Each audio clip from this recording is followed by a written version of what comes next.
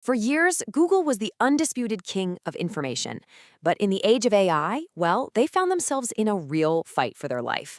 So this is the story of Gemini, their big answer to a challenge that threatened to upend everything they'd built. You have to understand, the entire tech world was holding its breath for this one.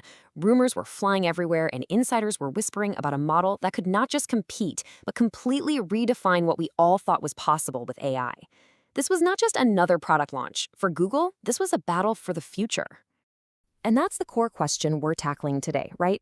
We're going to look at where Gemini came from, what makes its technology such a game changer, and where it's headed next as it weaves itself into the very fabric of our digital lives.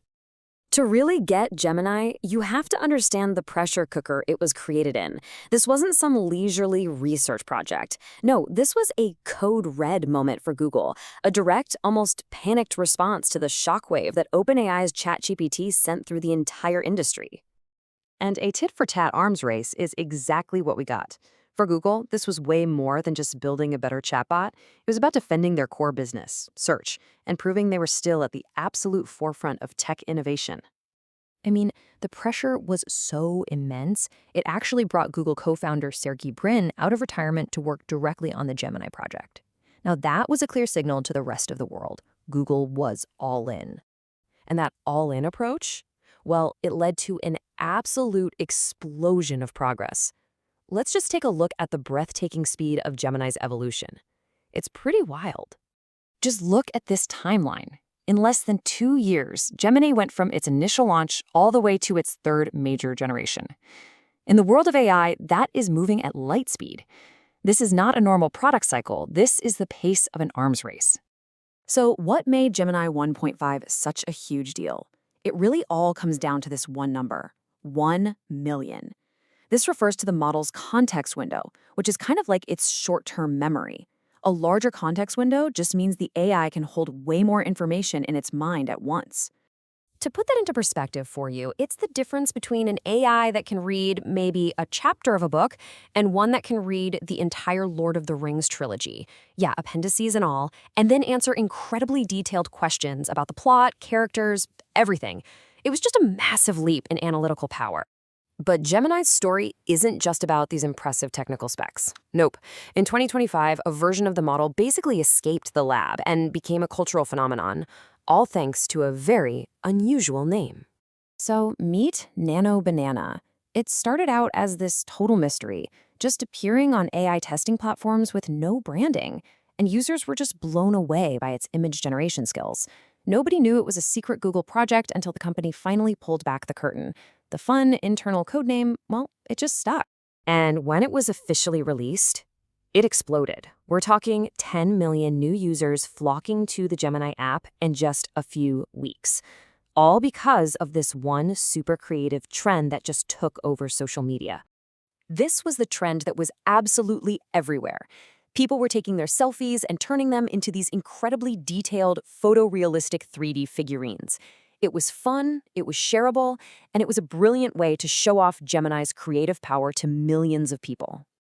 Okay, so the success of Nano Banana really showed the world what Gemini could do.